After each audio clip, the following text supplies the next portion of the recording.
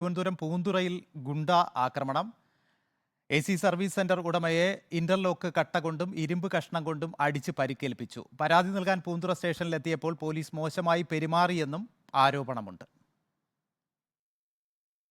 കഴിഞ്ഞ തിങ്കളാഴ്ചയാണ് AC service centre ഉടമ ഷാഹിർ അഷ്റഫ് ആക്രമണത്തിനിരയാവുന്നത്.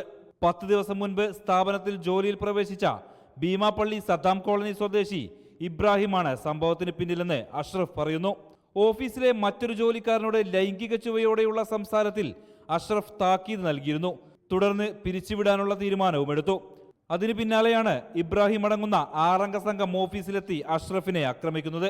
എൻ്റെ ഓഫീസിൻ്റെ അകത്തിട്ട് എൻ്റെ തലയ്ക്കും ദേഹത്തും ഫുള്ളും ഇൻ്റർലോക്ക് ഇട്ടൊക്കെയാണ് നെഞ്ചിലൊക്കെ അടിച്ചിട്ടുള്ളത്.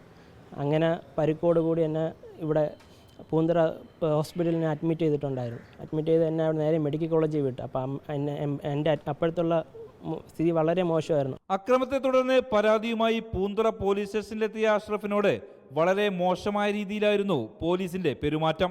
സ്റ്റേഷനിലോട്ട് നമ്മൾ പോയപ്പം നമ്മൾ പ്രതിയാവുന്ന രീതിയിലാണ് സ്റ്റേഷനിൽ സംസാരിച്ചത്. മൊഴിയെടുക്കുന്ന സമയത്തും മോശമായ രീതിയിലാണ് എൻ്റെ അടുത്ത് സംസാരിച്ചിട്ടുണ്ട്. അത് പുറത്ത് പറയാൻ പറ്റാത്ത മോശമായ രീതിയിലാണ് അവിടുത്തെ മൊഴിയെടുക്കുന്ന സമയത്ത് എൻ്റെ സംസാരിച്ചത്. പോലീസ് അഷ്റഫിന്റെ മൊഴിയെടുത്തു. പോലീസ് സ്റ്റേഷനിലെ മോശം പെരുമാറ്റത്തെ തുടർന്ന് പരാതി കമ്മീഷണർക്ക് നൽകി. നീതി കിട്ടും വരെ പോരാടുമെന്നും അഷ്റഫ് പറയുന്നു. റിപ്പോർട്ടർ, തിരുവനന്തപുരം.